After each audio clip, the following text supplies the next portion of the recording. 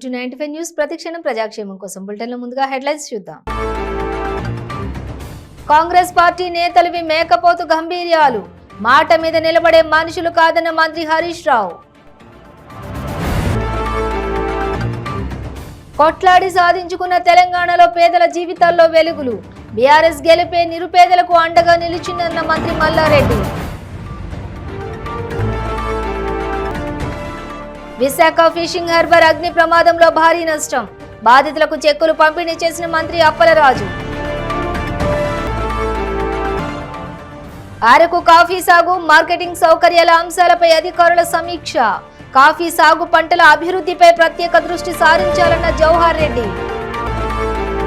Details చూస్తే TPCC chief Revanth Reddy Congress పార్టీపై మంత్రి హరీష్ రావు మండిపడ్డారు.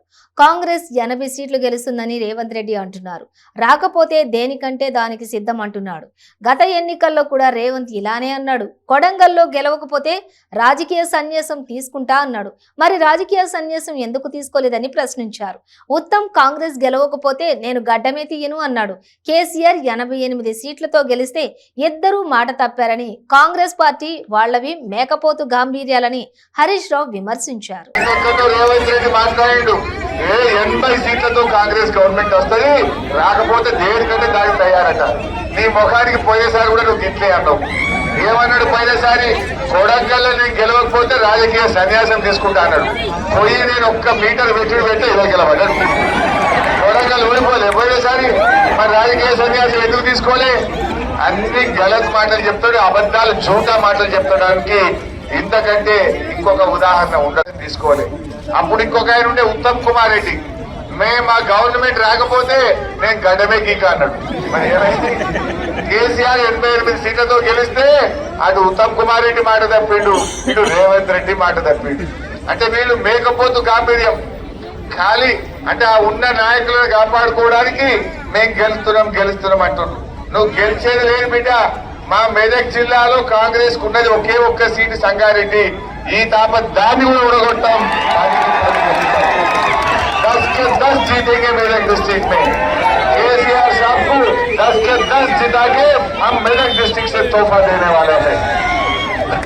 అదే విధంగా మా ఎస్సీ ఎస్టీ బీసీలకు ఇలా ముఖ్యమంత్రి గారు ఒక మంచి కానుక ఇవ్వబోతా ఉన్నారు.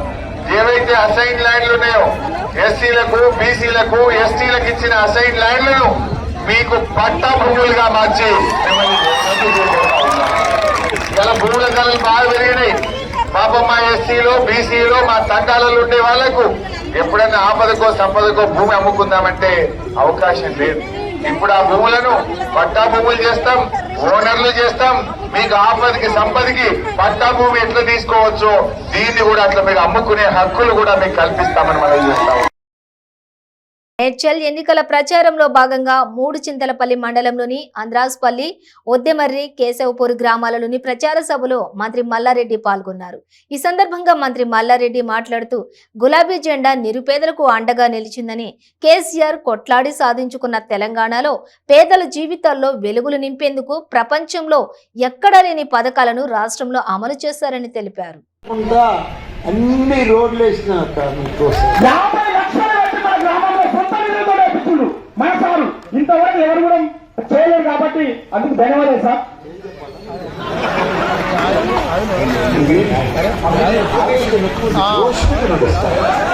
సర్పంచ్ బాగా విశ్వాసం అంటే ఒకటే అక్క, మీ అందరిని అడుగుతా, 30 ఏళ్ల సంధి ఎవడన్నా ఎమ్మెల్యే మీ ఊరికి వచ్చిందా? వాడి ముఖమైనా గుర్తుపడతారా మీరు? మీ మల్లన్న చూడు ఎంత ఫేమస్ మల్లన్న. రేడియోలో చూడు, టీవీలో చూడు, ఎండ్లో చూడు, పబ్లిక్ లో చూడు, నువ్వు మచాన్ చేస్తాడు మీ మల్లన్న. మీ ఊరికి వచ్చి నా డబ్బులతోటి రోడ్లు వేపించినాక మీకు మట్టి అంటొద్దని గుడ్లు కూడా కట్టిస్తాక, యాదవులకు కానీ మల్లన్న గుడి కానీ ఇవన్నీ కూడా కట్టిస్తాక. ఆల్రెడీ ఒప్పుకున్న పని నడుస్తూనే ఉంది. అరే మల్లన్న ఎవరయ్యా? నా కులదైవం, నా దేవుడు. నా పుట్టెంటికెళ్ళి ఎడదీసిరు గుర్తా? 70 ఏళ్ళు ఉంటే అక్క చూసే బుడపిల్లని లేకుంటా. నా పుట్టెంటికెళ్ళి కొమ్మరెళ్ళ తీసిరే మా తాత మా నాయన. ఎడ్ల బండి మీద పోయి నేను ఏడాది పోతా 12 మల్లన్న గుళ్ళు కట్టించిన నూతన కల్లా మల్లన్న గుడిని కబ్జా పెడితే దొంగల చెరువు నుంచి ఇడిపించిన. మీకేమైనా నూతన కల్లా చుట్టాలన్నారా యాదవులా? అది చేపించిన మొత్తం మల్లన్న గుడి కానీ కుర్మలకు బీరప్ప గుడి కానీ 120 గుళ్ళు కట్టించింది మీ మల్లన్న. ప్రతి 60 గ్రామాలలో రోడ్లు వేపించింది మల్లన్న. మీరు ఒక్క ఓటేస్తే ఎన్ని పనులు చేసిన నా సొంతం పైసలతోటి ఎవడు చెయ్యలేడు. మల్లన్న లాంటి లీడర్ దొరకడు. ఎవడో బట్టబాజీ మాటలు కల్లవల మాటలు చెప్పిపోతున్నాడు కాంగ్రెస్ వాడు బీజేపీ వాడు. కానీ పని రాదు. పని అంటే మల్లన్న చేస్తాడు. ప్రజల వద్ద వచ్చి పనులన్న పని చేస్తాడు. నేను పని చేసా కాబట్టి ఆ ఓటు అడిగే హక్కు నాకే ఉంది మీ దగ్గర. నాకు ఉన్నది. మీకు మంచిగా రోడ్లు వేసారు కాబట్టి ఆ రోడ్డు చూడు ఎంత మంచిగా అయింది. ఎంత మంచిగా అయింది అక్క. ఆ రోడ్లు వేస్తే కాబట్టి మళ్ళా మీరు ఓటేయాలి మల్లన్నకు. దయచేసి ఇంకా అనంతపూర్ను అద్భుతం చేసి పెడతారు. అద్భుతం చేసి పెడతా.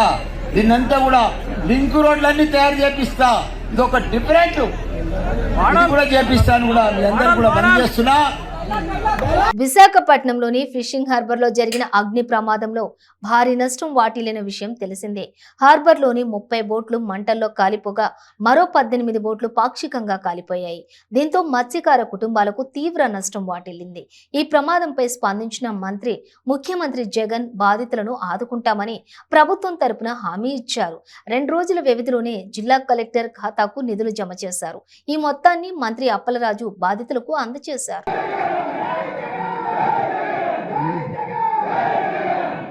ఎందుకంటే జరిగిన సంఘటన రాత్రి 11:30 ప్రాంతంలో జరిగితే తెల్లవారులు అగ్నికిలలో ఎగిసిపడుతూనే ఉన్నాయి. విశాఖ మహానగరం ఆనుకున్నటువంటి ఏకైక ఫిషింగ్ హార్బర్ ఆంధ్రప్రదేశ్లో ఇదొక్కటే. కాకినాడ కావచ్చు, నిజాంపట్నం కావచ్చు, ఊరికి దూరంగా ఉన్నా కూడా విశాఖపట్నం మాత్రమే ఊరికి ఆనుకుని ఉండేటువంటి ఫిషింగ్ హార్బర్. ఆ అగ్నికిలను చూసి ఈ నగరానికి ఏమైపోతుంది, ఈ పరిస్థితి ఏంటి, నా మత్స్యకారుల జీవితం ఏంటి, మమ్మల్ని రేపు నుంచి మాకెవరు దిక్కు అని ఈ క్షణం వరకు కూడా నాకు నిద్ర రావట్లేదండి. అసలు మా వాళ్ళ పరిస్థితి ఏంటి, మా వాళ్ళ బతుకులు ఏంటి అని చెప్పి. కానీ సంఘటన జరిగిన వెంటనే స్పందించిన ప్రభుత్వ తీరు కానీ, సంఘటన జరిగిన తర్వాత మా ఆందోళన కావచ్చు, దాని తర్వాత మంత్రి సీదిరి అప్పలరాజు గారు, మన అసోసియేషన్కి గౌరవాధ్యక్షులు ఆ రోజు చాలామంది అన్నారు, ఏదో జానకిరామ్ ప్రెసిడెంట్ అయినట్టే కొత్తగా రాజకీయం మొదలెట్టాడండి. జానకిరామ్ చేసింది రాజకీయం కాదు, జానకిరామ్ చేసింది ఈరోజు ఇండస్ట్రీకి ఎంతో మంచి అని చెప్పి ఈరోజు మంత్రి గారిని గౌరవాధ్యక్షులుగా పెట్టుకోవడం వల్ల ఇంత పెను ప్రభావం నగరంలోకి వెళ్లకుండా ఆపగలిగానని చెప్పి ఈ సందర్భంగా చెప్తా ఉన్నాను. దాని తర్వాత మంత్రి గారు వచ్చారు. మంత్రి గారు వచ్చి ఇచ్చిన భరోసా నిజంగా మామూలుగా అయితే గత ప్రభుత్వంకి దీనికే కదా కంపేర్ చేసుకుంటాం. గత ప్రభుత్వాలు మామూలుగా అయితే మత్స్యకార భరోసా 6,000 రూపాయలు ఉంటే ఈ ప్రభుత్వం 10,000 రూపాయలు జగన్మోహన్ రెడ్డి గారు చేశారు. సో వచ్చే కాంపన్సేషన్ కూడా అప్పట్లోనే 4 లక్షల రూపాయలు పూర్తిగా ధ్వంసం అయితే ఇంకొక 2 లక్షలు 3 లక్షలు కలిపి ఈ ప్రభుత్వం ఇస్తుంది. కానీ ఇప్పుడున్న రేట్లకి మా బతుకులు ఏంటి, అసలు ఒక బోటు వాడు మళ్ళీ కలాసి అంటే ఎంత స్థాయికి వెళ్దామని ప్రయత్నించిన వాడు అంత దిగజారిపోయిన పరిస్థితికి మళ్ళీ వెళ్ళిపోయాడు. ఈ 50 మంది మత్స్యకార బోట్. రాష్ట్రంలోని అరకు ప్రాంతంలోని సాగు చేస్తున్న అరకు కాఫీని పెద్ద ఎత్తున ప్రోత్సహించేందుకు అవసరమైన చర్యలు తీసుకోవడం జరుగుతుందని ప్రభుత్వ ప్రధాన కార్యదర్శి డాక్టర్ కెఎస్ జవహర్ రెడ్డి పేర్కొన్నారు. అరకు కాఫీ సాగు, మార్కెటింగ్ సౌకర్యాలు తదితర అంశాలపై రాష్ట్ర సచివాలయంలో సంబంధిత శాఖల అధికారులతోటి ఆయన సమీక్షించారు. అరకు కాఫీ సాగు పంటల అభివృద్ధిపై ప్రత్యేక దృష్టి సారించాలని సూచించారు.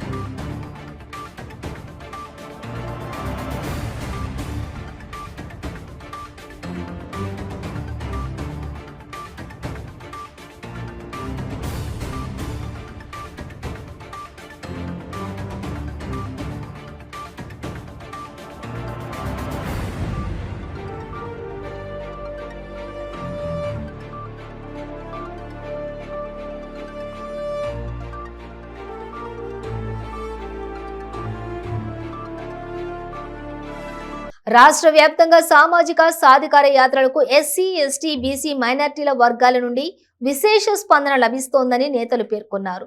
కాకినాడ జిల్లా ప్రత్తిపాడు మండలం ధర్మవరం గ్రామంలోని కోల్డ్ స్టోరేజ్ వద్ద ప్రత్తిపాడు ఎమ్మెల్యే పర్వత శ్రీపూర్ణ చంద్రప్రసాద్ ఆధ్వర్యంలో ఏర్పాటు చేసిన మీడియా సమావేశంలోని బాపట్ల ఎంపీ నందగమ సురేష్, ఎమ్మెల్సీ వరూదు కళ్యాణి మాట్లాడారు.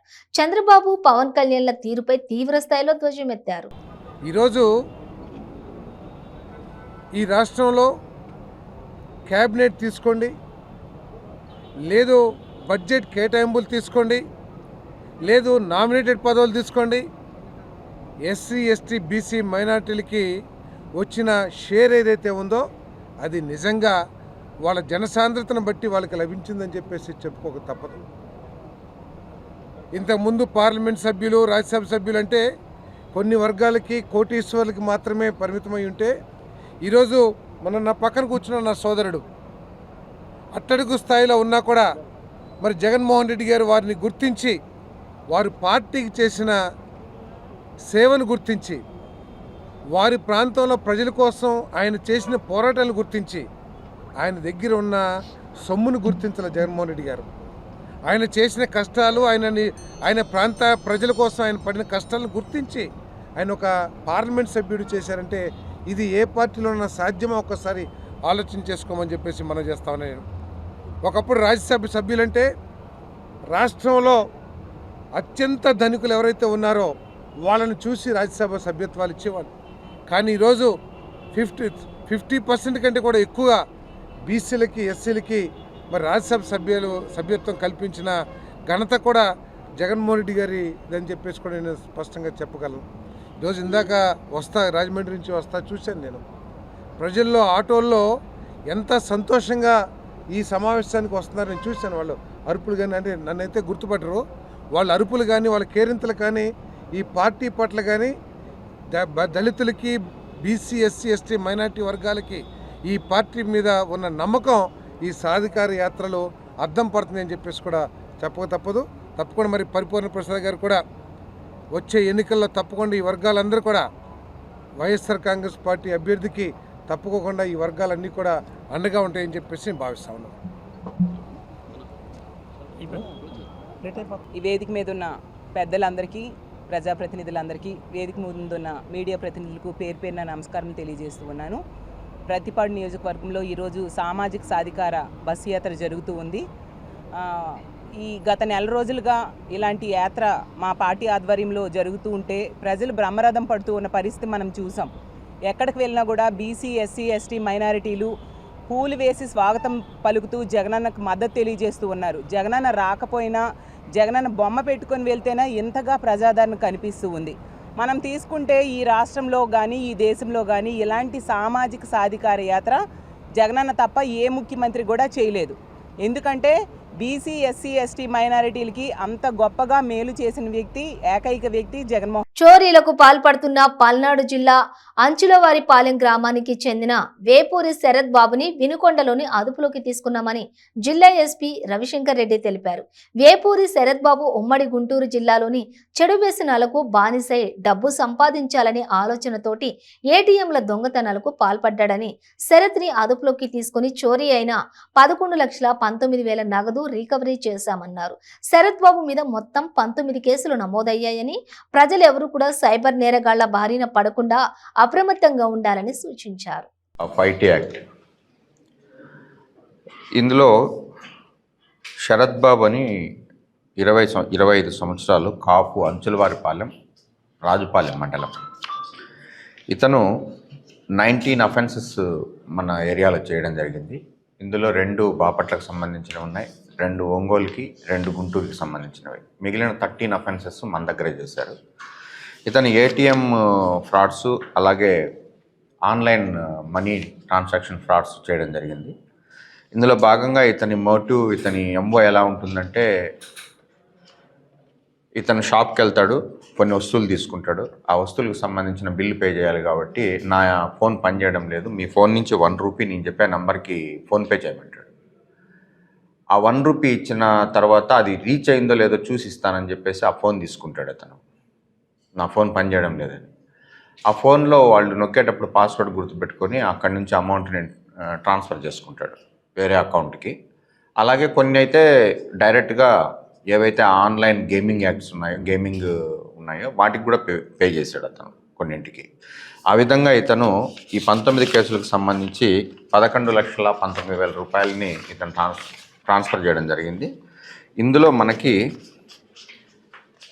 10,92,600 రూపాయలు క్లియర్గా మనం అతని వద్ద నుండి స్వాధీనం చేసుకోవడం జరిగింది. ముద్దాయి నుండి స్వాధీనం చేసుకుంది 8,66,600 రూపీస్ అయితే బ్యాంకులో యందు ఫ్రీజ్ చేసింది 2,26,000 మనం బ్యాంకులో ఫ్రీజ్ చేయడం జరిగింది. బ్యాంకులో ఏ విధంగా ఫ్రీజ్ చేస్తాం మనం అంటే 1930 నంబర్ ఏదైతే ఉందో మనకు ఆన్లైన్లో ఫ్రాడ్ జరిగినప్పుడు వెంటనే మనం ఈ 1930 నంబర్కి ఫోన్ చేస్తే ఆ అమౌంట్ ఏదైతే మన అకౌంట్ నుంచి పోతుందో ఆ అకౌంట్లో అది ఫ్రీజ్ అయిపోతుంది. ఏ అకౌంట్కి పోయినా ఆ అకౌంట్లో ఫ్రీజ్ అయిపోతుంది.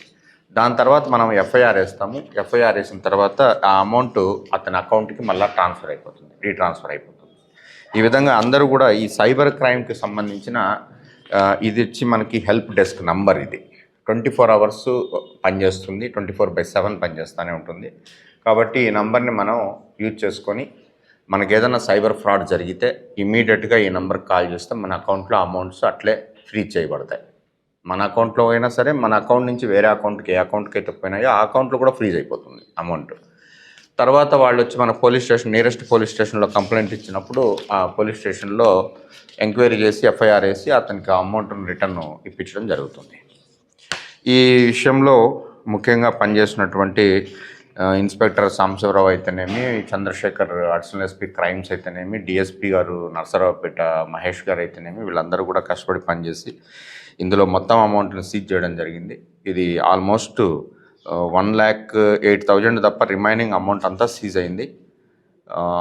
అతని నుండి ఎవరికైతే మన దగ్గర ఉన్న కేసెస్ ఉన్నాయో వాళ్ళందరికీ కూడా అమౌంట్లు పంపించడం జరుగుతుందండి. ఇది కోర్టు ద్వారా పంపించడం జరుగుతుంది.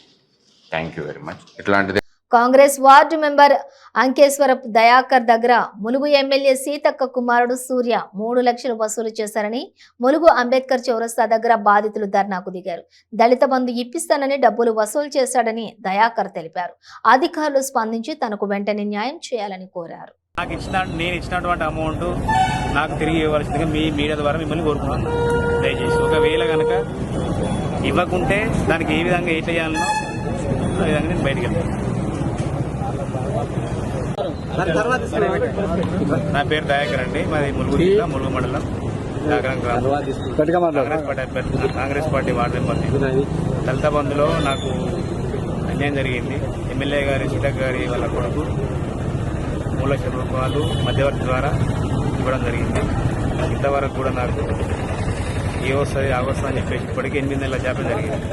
ఇలాంటి వరకు ఇంతవరకు కూడా నాకు అమౌంట్ అనేది ఇవ్వడం జరగలేదు, చేయడం కూడా జరగలేదు. ఏమున్నా కానీ మధ్యవర్తి ద్వారా ఇక చేస్తాం ఆగా చేస్తాం అది చేస్తామని చెప్పేసి మాట్లాడే తప్ప ఇంతవరకు ఇలాంటిది లేదు.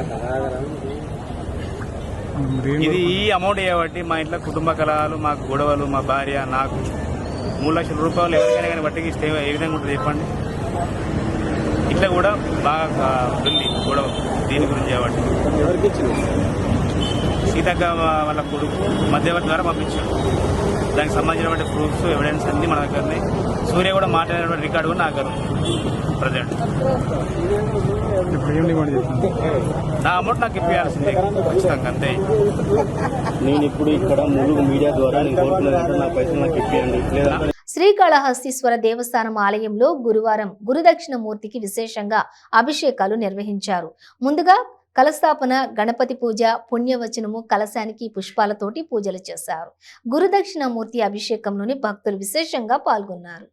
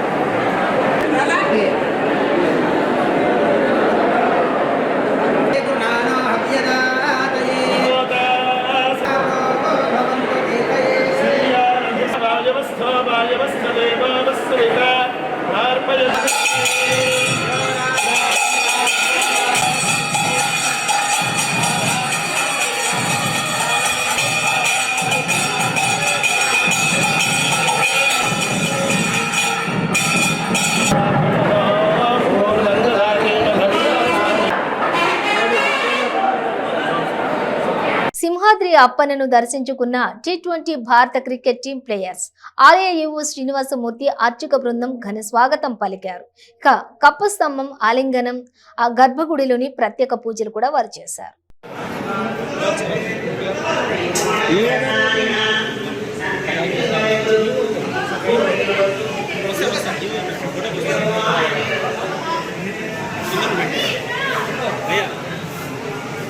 సార్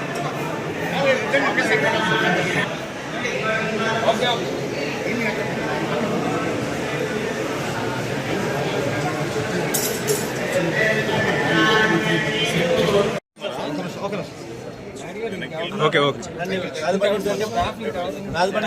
సార్ విక్రమణ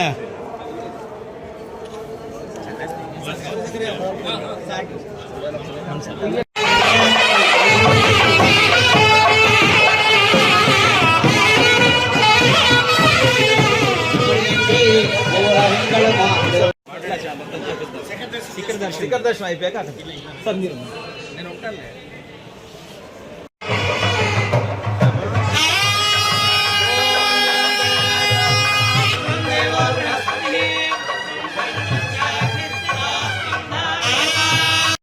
నమస్తే సార్.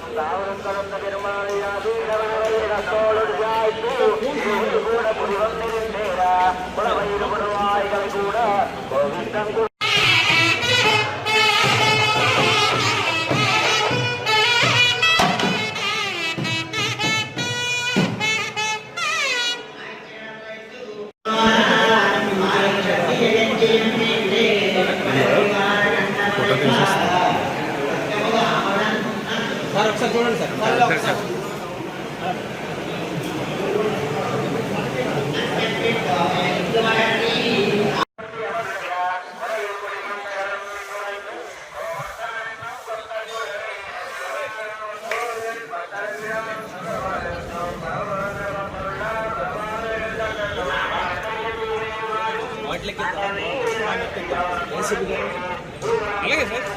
మెట్ల మీద తీసుకెళ్తా.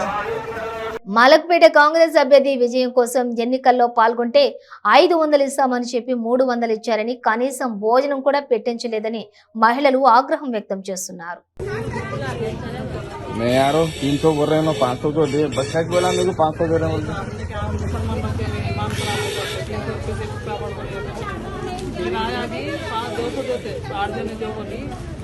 खाना ना दिए, कुछ भी नहीं दिए. ये आने से पहले क्या आएगी बात करने को. अच्छा पूरे मुशीराबाद के थे ना अलग अलग एरिया. బులెటిన్ ముగించే ముందు హెడ్లైన్స్ మరోసారి. కాంగ్రెస్ పార్టీ నేతలవి మేకపోతు గంభీర్యాలు, మాట మీద నిలబడే మనుషులు కాదన్న మంత్రి హరీష్ రావు. కొట్లాడి సాధించుకున్న తెలంగాణలో పేదల జీవితాల్లో వెలుగులు, బీఆర్ఎస్ గెలిపే నిరుపేదలకు అండగా నిలిచిందన్న మంత్రి మల్లారెడ్డి. విశాఖ ఫిషింగ్ హార్బర్ అగ్ని ప్రమాదంలో భారీ నష్టం, బాధితులకు చెక్కులు పంపిణీ చేసిన మంత్రి అప్పలరాజు. అరకు కాఫీ సాగు మార్కెటింగ్ సౌకర్యాల అంశాలపై అధికారుల సమీక్ష, కాఫీ సాగు పంటల అభివృద్ధిపై ప్రత్యేక దృష్టి సారించాలన్న జవహర్ రెడ్డి. ఇవి బులెటిన్ డీటెయిల్స్. చూస్తూనే ఉండండి 95 న్యూస్.